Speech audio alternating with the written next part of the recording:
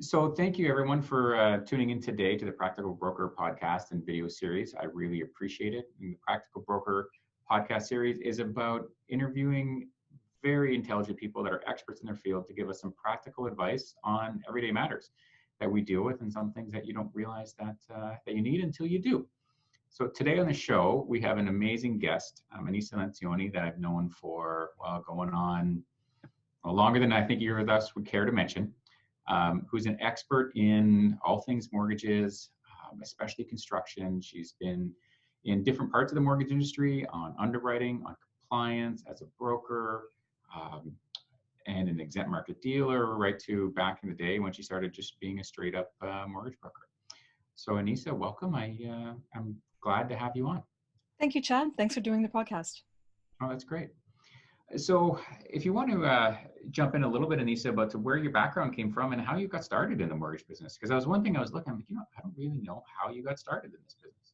Well, economic reasons brought me to the mortgage business. When I was in school and all through my entire life, I've been a journalist. And journalism and underwriting actually carry a lot of the same skill sets, but it starts out with an analytical mind and an inquisitive one. So when I had a young family and my husband and I were trying to decide what we were going to do economically for the rest of our lives, we settled on mortgage brokering because it was a way for me to use the talents that I'd cultivated in journalism and transfer them to the business world.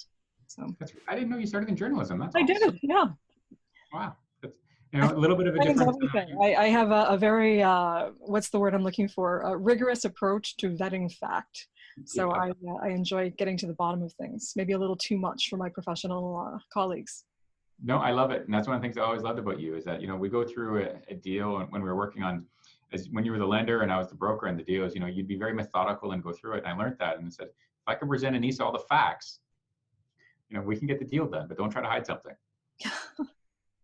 Well, things can still get biased, but what I really enjoy in this day and age is the amount of information that's available to me without having to bother the broker with it. Very often, borrowers and brokers will find the process to be intrusive to answer questions, which is actually germane to the topic that we're going to be getting to in a little bit. But with the information that's publicly available and available through professional databases, I think that my job has become a lot easier in recent years. Yeah, absolutely. And sometimes clients are shocked. Like, how did you find that information? I'm like, well, it's in this website right here. Well, that's great. So you've changed and evolved over the years, like we all do a little bit. And I guess you went from being managing underwriting to joining your own kind of, not your own MIC, but MIC as a compliance officer. And talk a little bit about that. What was that journey like in transition? Yeah, so when I used to be a broker, I specialized in alternative credit, or what we would call challenging files. I'm reluctant to use the word subprime, but I think it does still mean something to people. A subprime transaction is simply anything that's not prime, and it could be not prime for credit or income or logistical or timing reasons. So divorce files, people who are doing construction files, people who are self-employed, all fall into that bucket. And I became very good back, and these are pre-2008 financial crisis days, at helping those transactions find a lending home. And during that time, I met a few mortgage investment corporation managers and owners, and started working with one directly in 2007, just before the financial crisis started. At that point, I decided it was better to be in control of the decisions around the money and working for a lender versus being out there seeking money. And that did prove correct during the years of 2008 to 2010, when alternative financing didn't really have the same kind of capital backing that it does today. So I worked for one MIC from 2007 to 2013, and really was chief cook and bottle washer, and handled almost all aspects of that company's operations for several years, growing it from when I joined, I think it was around 38 million, and when I left, it was around 165 million in assets under management. Now, still very proud of the time that I spent with that company, because the machine was well oiled and rolling, and very proud of the work that we did there. At that time, I actually left to join a startup mortgage investment corporation, primarily because it would give me a different skill set than the one that I was working for. So I had the opportunity to be part of a MIC from the ground up, and form its compliance regime, participate in the drafting of its offering memorandum, really start a clean operation with a clean slate. And, having worked with that MIC, until today, that mortgage investment corporation, I'm proud to say, has had 0 instances of default. Now,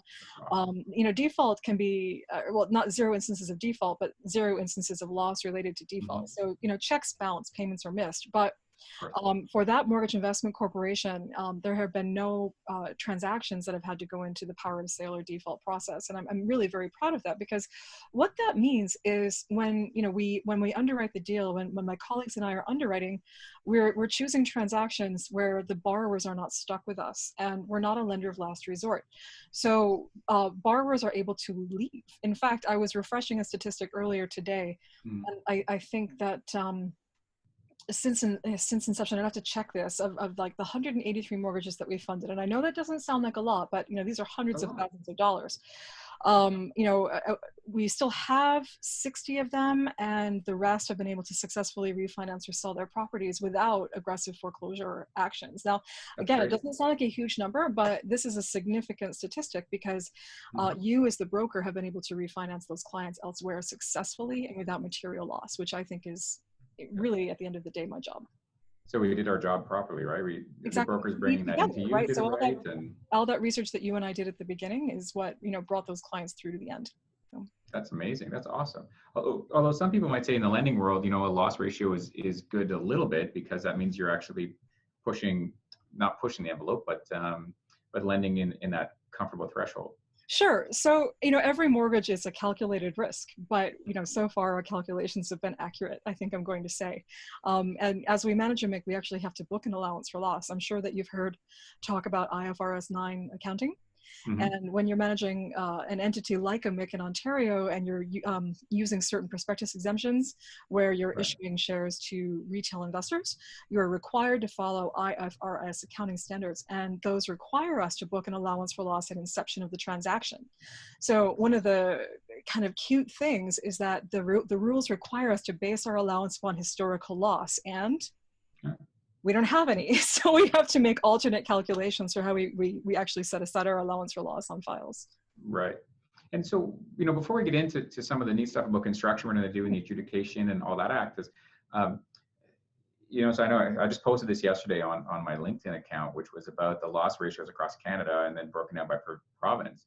And this is generic A business. So it's a pretty broad statistic, but it was less than 1%, and in some cases even like down to 10 basis points. Right. It's I think the Canadian Bankers Association average, if that's what you're talking about, is 0.3% of total mortgage assets under management. But the number that they're using is based upon mortgages that are 90 or more days in arrears. So what you're looking at are mortgages where the bank has exhausted all of its available resources in terms of in-house default management, and they've could not re-amortize the mortgage, apply for homeowners assistance programs with the mortgage insurers, or make any other internal debt advances. So these are mortgages that are really quite distressed. Think about the percentage that is only 30 days in arrears, and how great that might be in comparison. And that's unfortunately not a statistic that's publicly available. No, very true, very true. But the neat thing is that doesn't mean they took losses. It just means they were in arrears. So the loss ratio is probably even much smaller than that. Correct. And under IFRS rules, the losses are actually available in the quarterly reports for most of the banks. So if you have nothing else to do, and that's very often me on a Saturday night with both kids at school now, you can actually read those quarterly financials and determine what their actual losses are looking like. They're required to report on it. Right. Well, I'm sure somebody's done an Excel sheet on that. That's for sure. I haven't done that yet. Is that an invitation? There you go. So in your journey being compliance officer and opening up these MICs, and you know what, I think one day it just made me have a good thought about, we should probably do a whole podcast on opening a MIC. What's that like? What's the process? And because there's a lot of brokers that I talk to that say, oh, I'd love to open my own MIC, but they don't know where to start or what to do. Right. And, the question gets asked of me. In fact, I had a conversation about 3 hours ago about that. And I'll be meeting with that person to talk through the process. But, starting first and foremost, you have to decide how you're going to protect your investors. And that really must be the starting point. The strong foundation of the compliance regime that the MIC will operate under is really the best way to begin. And everything else will follow that compliance regime. So in Ontario, and I can only really speak from my experience in Ontario, we can issue shares to the public under either a prospectus or prospectus exemptions. So a prospectus is the lengthy document that describes the features of the shares and the business of the corporation in which you're investing. So most mortgage investment corporations in Ontario are private corporations. I think there are maybe 6 or 7 that are using a prospectus, and only one of those prospectus products is not exchange traded. So you can find information about those on the TSX or the stock exchange, and I'm not really going to speak to those. I think what you're asking me about are more the grassroots and private mix. Right. So these entities typically start out raising capital from their friends, family, and close business associates. So a mortgage broker will, and their business partners, and maybe a realtor in town and a lawyer in town will get together and form a MIC. Yeah. But the minute that they start selling those mixed shares to other people, and we'll call those the retail investors, then they're distributing, they're acting in the furtherance of a trade, and that's where the securities regulators will come into the scope of work to form your MIC. So understanding, if you intend to approach retail investors, and if so, are you going to go for accredited investors only, or will you go for investors who have a lower number of net financial assets or a lower net worth? That's really what drives your MIC formation, because frankly, a corporation that says it's a mortgage investment corporation can exist without a compliance regime. It's just when you cross that threshold and start to attract investment capital that you have a different set of rules that you're playing by. I'm not sure. If they stayed really small and just, like you said, friends and family, then they wouldn't need to go through that level. But you and I both, we've talked about many times about making sure your compliance number one is that's where you got to start with. Right, yeah. Because it's all about representations. So when you're forming an investment vehicle, what you're telling the shareholders that you're doing is what you have to prove that you've done. And so, if you say that you're lending in, Carlton Place and you won't go over 50%, but then you lend in Elmont and you do 65, then you've just breached your promise to your investors.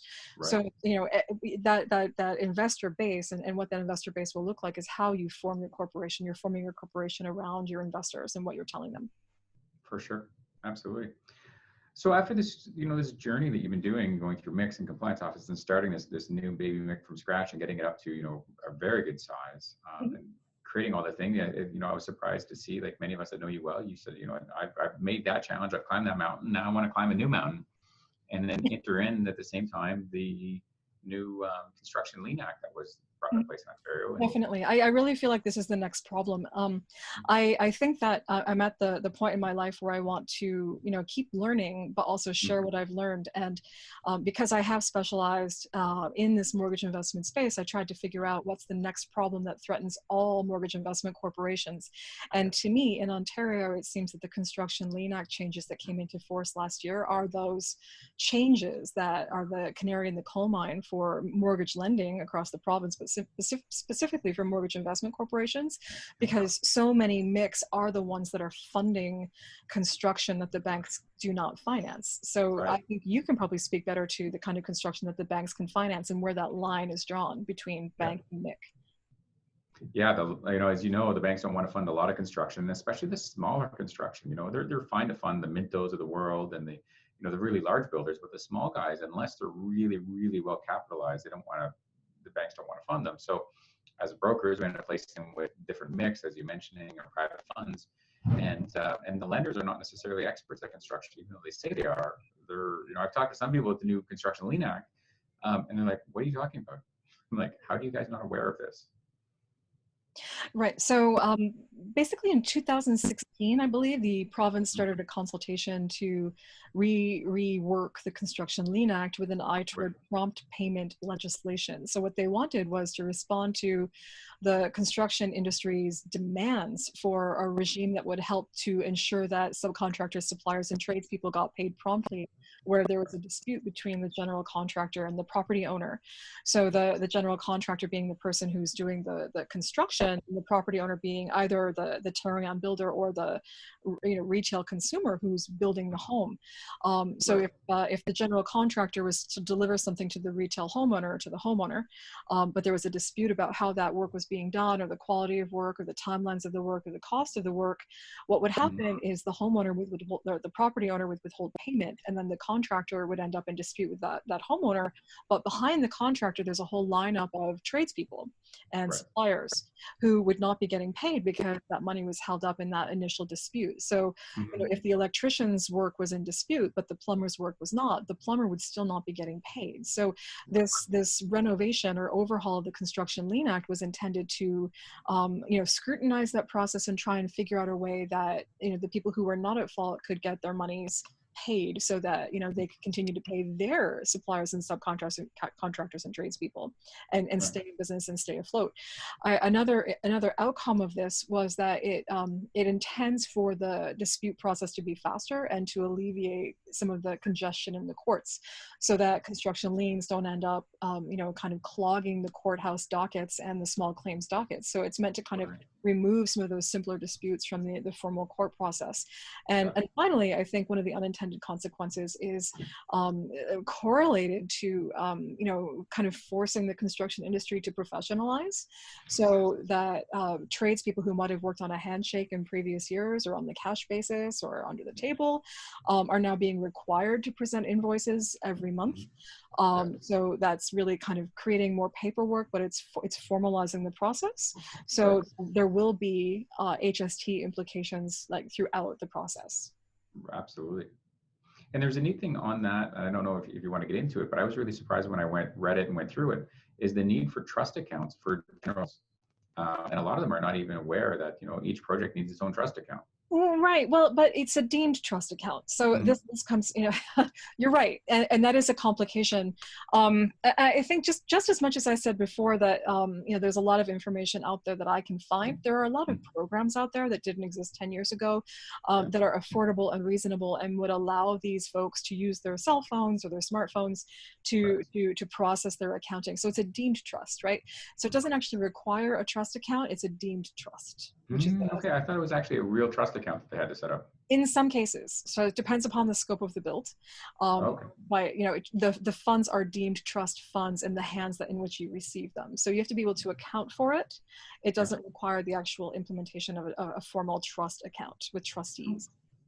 Neat. All right, that's a good note. So part of that issue, the whole act, was this need for an adjudicator, right? And then that's something that piqued your interest. Yeah, very much so. So the law set up these new people called construction lien adjudicators, who were folks who had 10 years of experience in construction in certain ways. Lawyers, accountants, project managers, quantity surveyors, estimators, engineers, and architects, I think, were the basic list of people who they expected to have 10 years of experience to qualify to become an adjudicator. And then there's a training process that you have to go through to become approved, and there's a body that approves your application. So right now there are 39 people who have been approved as adjudicators in Ontario. I'm not sure yet because adjudication only came into force on October 1st and the training really only commenced in November. So this is a very, very new process and it's a very, very new body. I'm not even sure that a single adjudication has been put through the system yet, because when I took the training in November, there had not yet been an actual submission of a case. Now that could have changed. Right. I'm sure it will. There's a lot of liens and disputes going on all the time in the construction industry. So I expect there to be some. But no one's forcing this, right? So adjudication is not a required process. So adjudication is an option. It's an alternative dispute resolution system.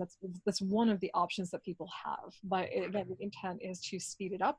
So one of the advantages of the adjudication process is that it's very inexpensive in comparison to using a lawyer, and it's also faster than going through the courts. So you can register a lien fairly quickly, but you can't really enforce that lien unless you go to the court, and that could take quite some time. When you use the adjudication process, you are intended to have a decision within 30 days of your application. That's awesome, because then the construction can still go through and the whole program's not completely stopped. Yeah, correct. Well, adjudication is meant to be an interim process. So it's not meant to decide on a project that's completed. It's meant to unlock the project while it's going on, so that, again, the project can continue and people can get substantially completed and the tradespeople can get paid. So this is meant to be during the construction process and not after a project is deemed to be complete. That's amazing. So one of the questions that I had was, if somebody wants to go through this process, they're having a conflict one way or the other, whether they're with their suppliers or their GC or whichever side of the fence you're on, and they want to do an adjudication, how do they find these adjudicators? What's the process? Right. So I have the website pulled up here. It's ODACC.ca. Okay. And there's information on that site. So it's ODACC, ODACC, and there's information there for claimants and respondents. Now, you can be a claimant or a respondent depending upon, who's got the dispute. So I could be a homeowner and be a claimant, but I could also be a homeowner and be a respondent. So the claimant is the person either who decides that they don't want to pay, or the person who disputes the non-payment. So it's whichever person is kind of dissatisfied with that notice of non-payment that commences the adjudication. Perfect. And is this something you think will help, like the smaller, that you brought up a homeowner? There was a case a little while ago. One of my clients, kind of indirectly, they built a deck. It was a $40,000 deck. It wasn't done properly. They didn't want to pay the contractor for doing that. Is that something, as an example, that they could go through this process? Absolutely. The minimum, or there are kind of tiers of value of adjudications, and there is a tier of adjudication for disputes that are $8,000 or less. So yes, it is intended for any improvement to a property, and an improvement to the property is not repair and maintenance. It's anything that maintains or improves the value. So that could be a deck, it could be a new bathroom, it could be a new house, it could be a 30-unit apartment building, but it's an improvement. And that includes improvements to the ground to permit the house to be erected. So that's groundwork as well. Okay, so this is a great option when, a lot of times we'll have a contractor that will end up threatening a homeowner or something, especially when they're not sophisticated, and say, if you don't pay me, I'm going to put a lien on your house. And then their answer could be, okay, great, we're going to go to adjudication. Yeah.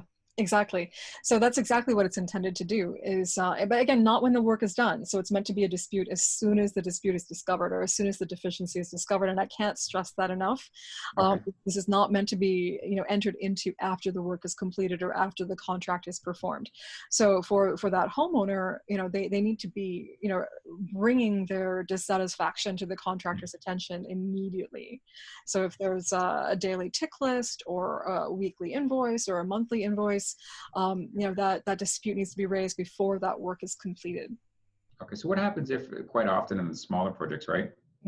We all think, especially if you're not in this every day, you think, oh, that contractor's going to fix this thing or that thing or whatever, and then they get to the end of it and he says, great, here's my bill, and you're like, whoa. I'm not happy. You didn't do A, B, C, D, E. Well, that's exactly right. So this is a case where you have to pay yourself first, right? So you must be on top of the paperwork. And it comes back to my earlier comment about the handshake deal. As much as maybe you've worked with somebody in the past, or your neighbors have highly recommended them, first and foremost, the piece of evidence that's going to be reviewed by the adjudicator is the contract. And if the contract is not detailed, if the contract is not specific, if the contract is not honored, then the adjudicator will only have that contract, that incomplete or that insufficient contract, to make their decision on. So the more accurate your contract can be, and that includes change orders, right? So your contract and your change orders both have to be documented and available to the adjudicator. So really, handshakes aren't enough, text messages aren't enough. We must, as an industry, advise our clients to be aware of that. So a good example, it's kind of a silly one, but if your contract says build a bathroom for $5,000 and there's a working sink and a toilet, it's not. That's exactly right. So that contract is not detailed enough. Right. So you'd have to go into, exactly what kind of tiles and what you want it to look like. And absolutely. As a lender, I declined a transaction yesterday because, a year ago, I probably would have been fine with this, but this year I can't because of this new Construction Lien Act, where the contractor presented a quote and both parties signed it, but it was handwritten. And in the very bottom in the notes section, it said, can go up or down based upon selections. So I cannot rely upon that document under the new Construction Lien Act because it has that variability to it with the homeowner's selections during the project. Right. So how do you work on that where it's in a joint venture, not a joint venture, but a process where you typically see a general contractor? So you have an allowance for a kitchen, you have a, those allowances for that kind of situation. How does that work? Well, I would suggest that both parties insist upon documentation of decisions. So, if the contractor has a website or a portal or email or anything, just to, send the selection to the homeowner if they're choosing countertop or tile, and have the homeowner respond in writing, and then update that quote or update that contract to reflect the change. So it's paperwork for sure. Yeah, just paperwork for sure. And now there's one thing I noticed in there about paying, if you're the general. So I realize this for a lot, again, homeowners, small builders, if you're hiring a tradesperson, let's say that you want to come into their siding, and then that tradesperson is hiring a sub underneath them. So like a sub is getting sub. There's some very specific provisions in that I think most, homeowners and small builders aren't aware of. Correct. But I think that that also passes through to the lenders. I think most lenders aren't aware of this either. And that's, what I've been trying to talk up as we are, talking to our industry peers. So, every month, unless the contract stipulates otherwise, the contractor must deliver an invoice to the contractor or the supplier or the subcontractor or the tradesperson, et cetera, must invoice the person who's paying them at least monthly. And then the person who's receiving the invoice has 21 days in which they're going to dispute the payment. So every month, everyone is invoicing up, and every month, everyone is paying down, unless there's a dispute. But the dispute can only be for the amounts that are insufficient. So if only 30% of the invoice is insufficient, then 70% is paid back down. And then that contractor pays that 70% out to the people who have earned it. Right, and that's where that trust comes into play. So that 70% is in trust for all of their suppliers, subcontractors, and tradespeople. That's not they're not paying themselves first. So that those monies are in trust for everyone else to whom they owe money, and it has to be paid down.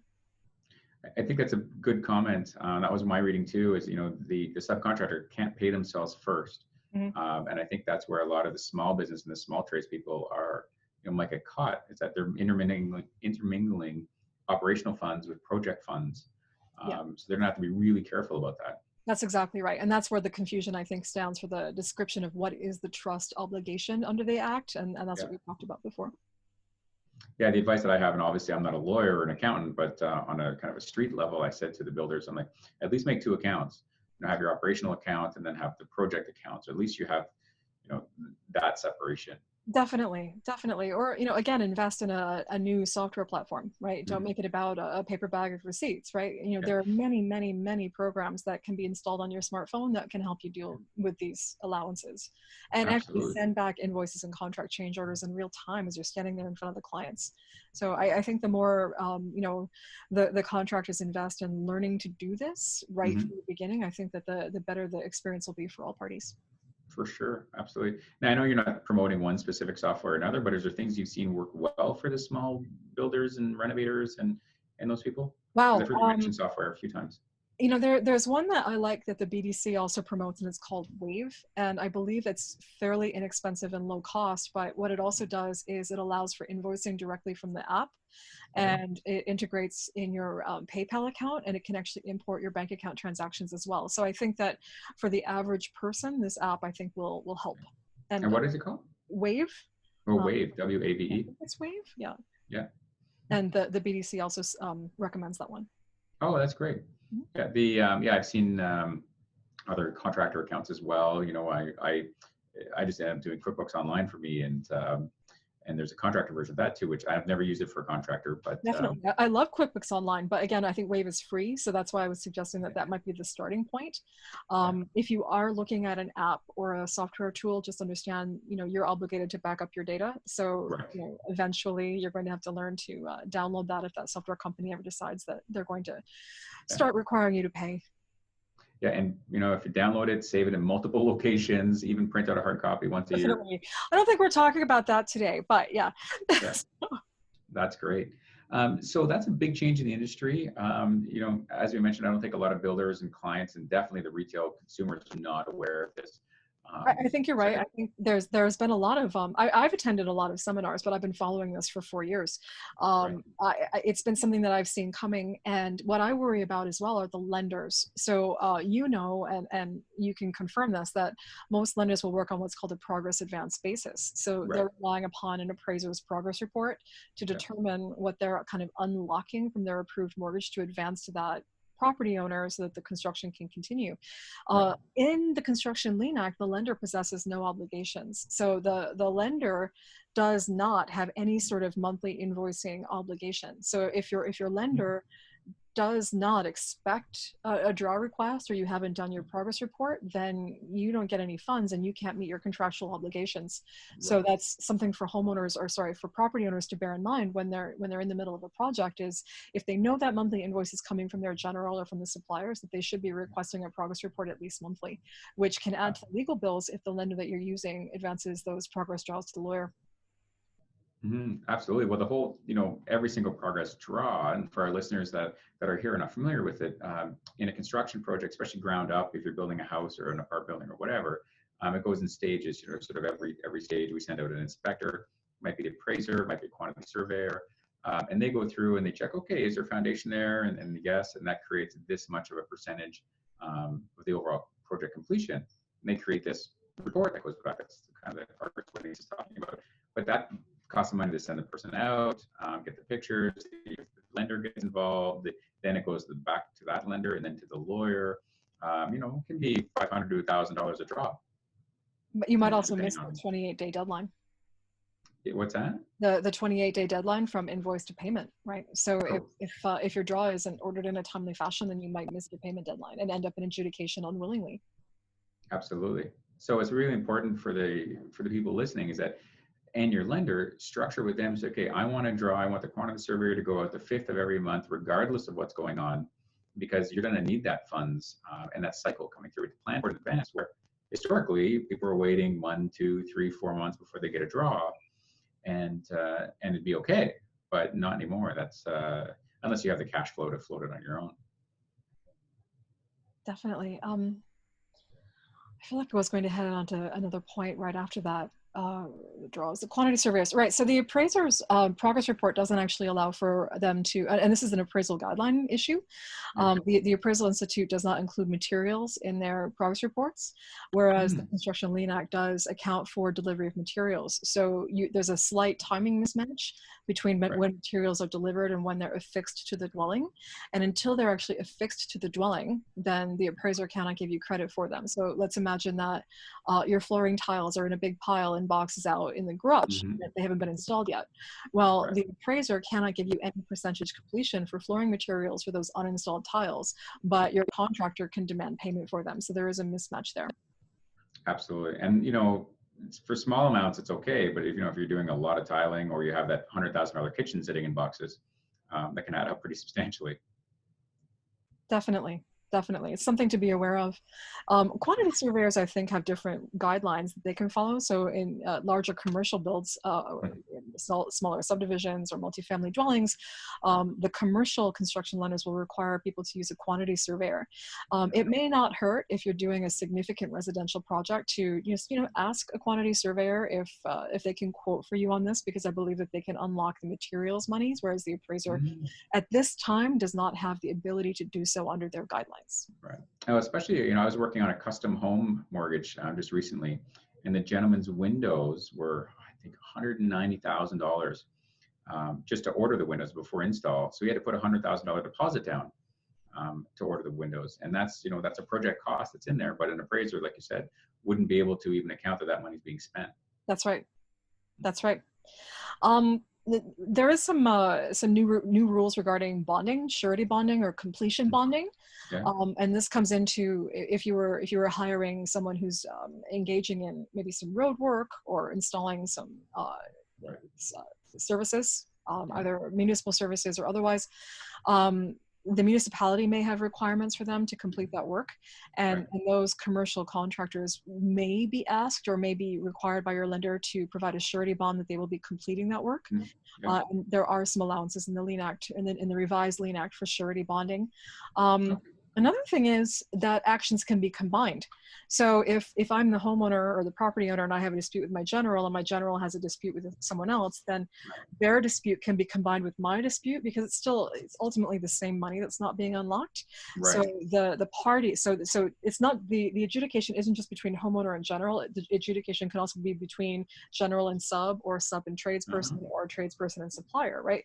So any party in this chain of money can request adjudication and then also request that the actions be combined. Right. Well, I always found it when I was building houses that, it drove me crazy that, and we almost got caught once, was we had a supplier that in the middle of our paying the supplier and then paying their subs, went out of business. Oh, no. And so he didn't pay his sub. Now, luckily we had enough, it was only a small check, that payment. And so we were only out a little bit of money. And we said, great, we're going to pay the sub directly and then cut out that person. They acknowledged it and accepted it, luckily. But yeah, it could have caused a big delay in the project where the sub could have liened the project. And even though we had a contract with the first sub, the second sub could have liened it. and made a mess. But luckily we avoided it. But I think it sounds like this process is going to help those kind of situations immensely.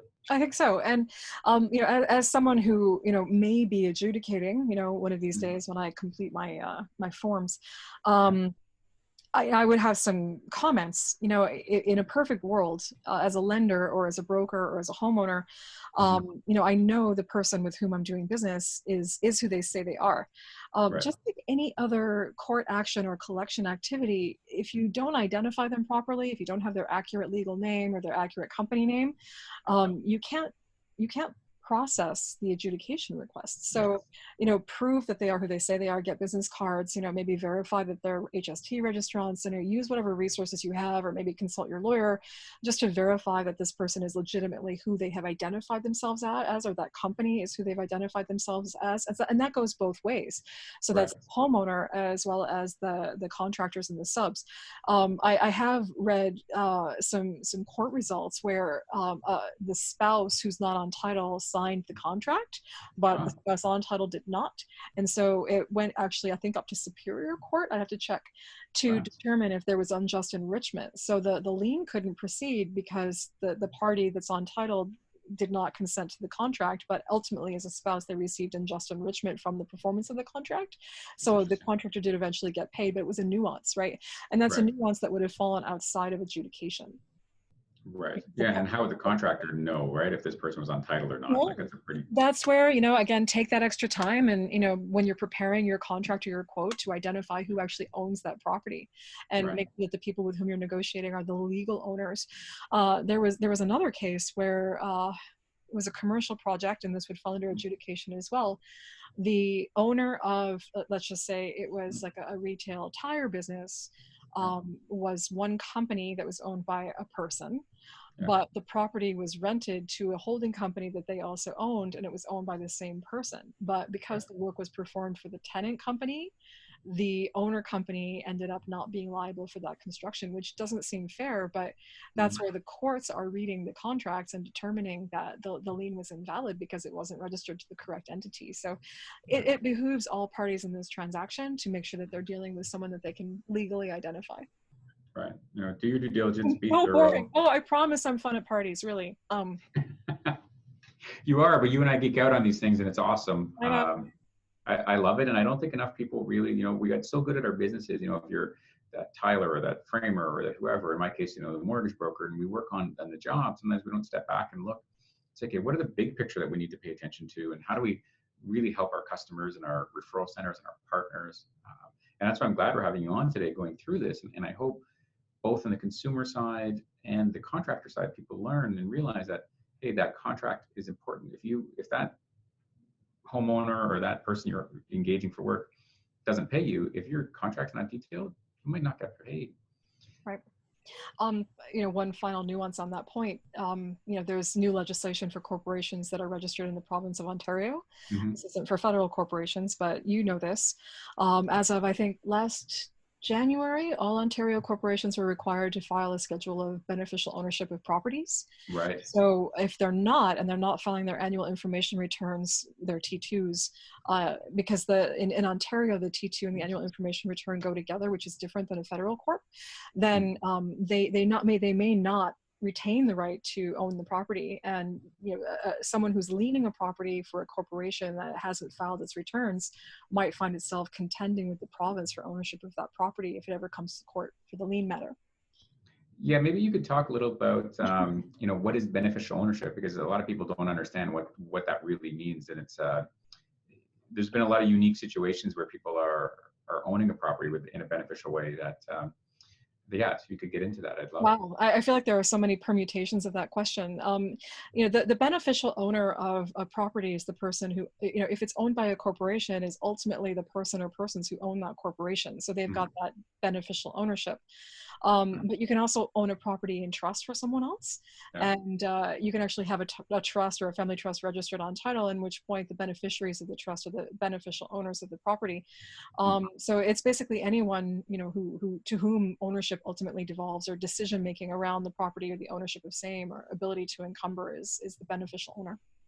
Right. Absolutely. And I've Sure, there seen are on other the, ways to define that, but as you said earlier, I am not a lawyer or an accountant either. no, So no, it's true. I've seen on the real world side, quite often it's, two friends will buy a property together. One person will end up putting in his name or her name, and then the other person's not on title and they say, oh, I own half the property. Well, do you? Are you a beneficial owner? There's yeah, a and whole so bunch of legalities around that that. comes down. So you'll see joint venture agreements, and I think a lot of real estate investment strategies involve, raising capital from joint venture partners, where Right. the joint venture partners may have put money into the project, but did not receive the benefit of being named on title as a beneficial owner, and they may not have received a mortgage or even a promissory note registered on title in exchange. So that tradesperson will not have any visibility on those joint venture partners in situations like that, because that Right. promissory note does not exist as a title instrument. Yeah. So you could consider, registering them as a note on title, as long as it doesn't constitute a breach of any financing or mortgages. Absolutely.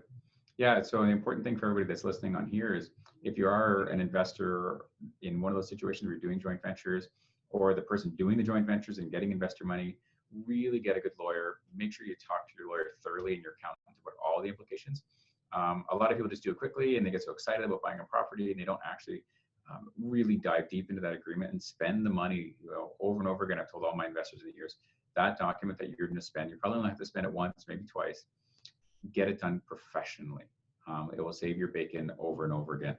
Yeah, and that's true for your construction contracts as well. If you're, considering a renovation or an improvement, it does not hurt to have your lawyer checking that contract over, and it could save money and time later to have the lawyer's eyes on that contract, especially Absolutely. with all the changes that have been taking place in 2018 and 2019. For sure. I'm surprised the number of times where, I hire a contractor and I'm like, okay, great, send me your liability insurance. And we'd go check with WSIB and they're not registered. I'm like, what? How can you be a contractor and not be registered?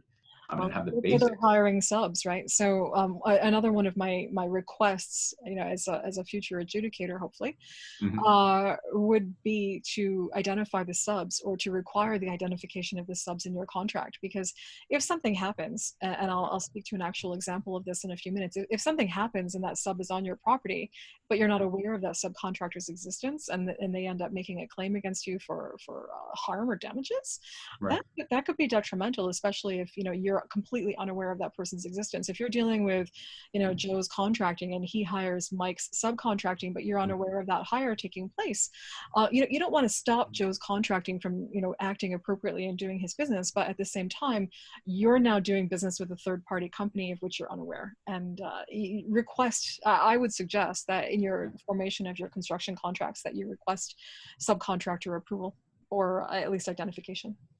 I agree 100%, and again, it comes back to just, like you said, get the right contracts and take the time, to spend that hour to send it through a lawyer, your accountant.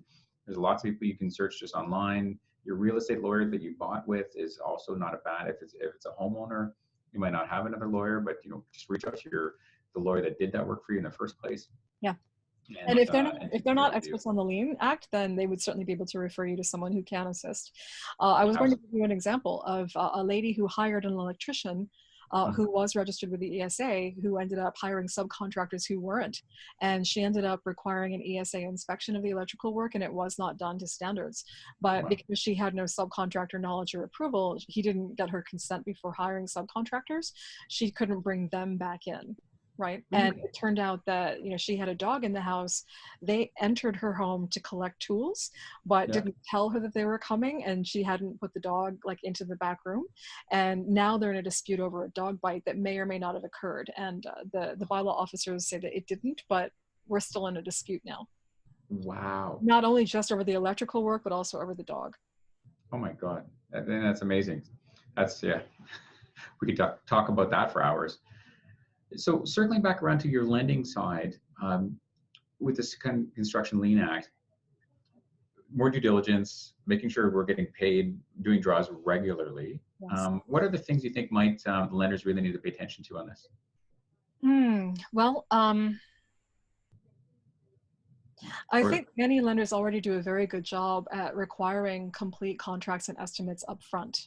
Yeah. I think that we're seeing fewer lenders these days that are going without contracts up front from suppliers, subcontractors, and tradespeople. And I think that mortgage brokers have been great at trying to professionalize the process and train homeowners into what to expect.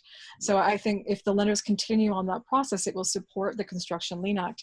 One of the things that I think lenders can get better at is determining when they're actually in default. Very often, lenders will stipulate that the minute a lien is registered or they've received notice of registration of a lien, they put the mortgage into the default category. And I think that if you're going to lend for construction, you have to understand that everyone in the chain is going to protect their rights. That's not just the party that you have your mortgage contract with, that's everyone else as well.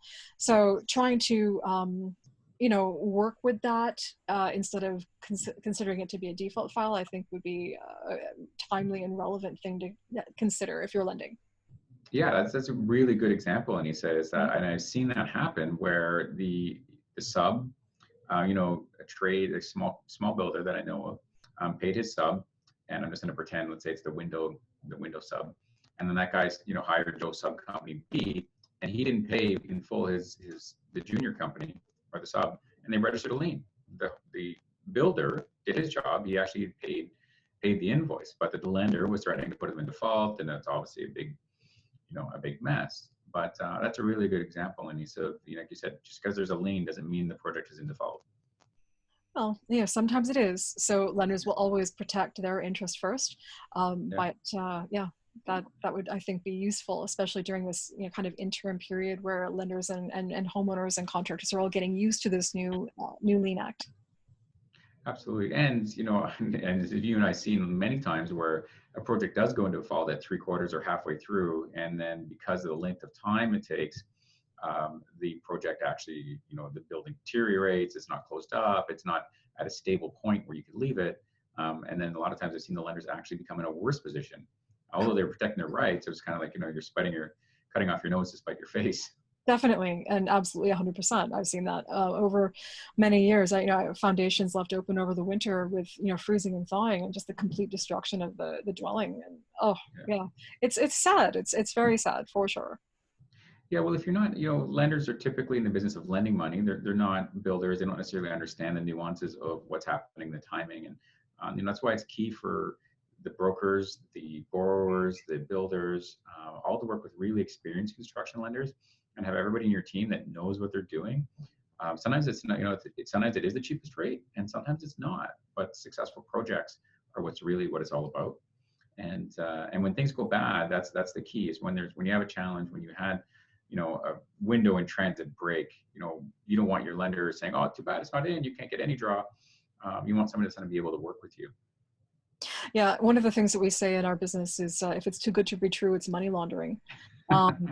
So if you're working with a lender and they're experienced and professional and they're asking you all these questions, it means that they're going to be with you through the process. If you have somebody who's not asking you these questions, definitely take a close look at that entity. Absolutely, that's great. Well, listen, I really thanks going through the detail. Thank you for going through the detail on the adjudication and some of the new Construction Lien Act. I think I would really love to have you on a future show where we're doing a deep dive into how to open up a MIC and what are some of the challenges and some good compliance procedures. And not that we're going to educate people, in 30 minutes to do a MIC, but it's a question that a lot of finance professionals and brokers have. And if you're interested in doing that, that would be a good option. What I'd like to do is come back once we actually see some of the adjudication precedent being set, once we start seeing the decisions coming out, and letting you know what the update actually looks like in the. Absolutely. So have you launched your? I know you were mentioning before about doing a blog and a website where you're going to be putting a lot of this information up. Adjudication-related information, no. So there's an interesting stipulation where adjudicators cannot market adjudication. So it's almost like we're going to have to make the call about being able to talk about adjudication or being able to adjudicate, and I haven't quite come to that point yet. But definitely regarding the mortgage investment space, 100%. So I'll share that link with you once it's ready to go. Okay, perfect. Yeah, so share that with us. We'll I'm in the show notes to make sure that those are included in there. And I really appreciate you being on the show, Anisa. It was really awesome.